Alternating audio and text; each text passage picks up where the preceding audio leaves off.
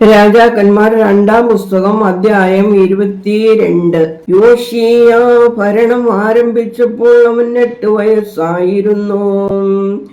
അവൻ 31 സംവത്സരം യെരൂശലേമിൽ വാണു. അവന്റെ അമ്മയ്ക്ക് യെദീദ എന്ന് പേർ. അവൾ ബോസ്കത്തുകാരനായ ആദായാമിന്റെ മകളായിരുന്നു. അവൻ ദൈവത്തിന് പ്രസാദമായത് ചെയ്തു. തൻ്റെ പിതാവായ ദാവീദിന്റെ വഴിയിലൂടെ വലത്തോട്ടും ഇടത്തോട്ടും മാറാതെ നടന്നു. യോശീയ രാജാവിന്റെ 18-ാം ആണ്ടിൽ രാജാവ്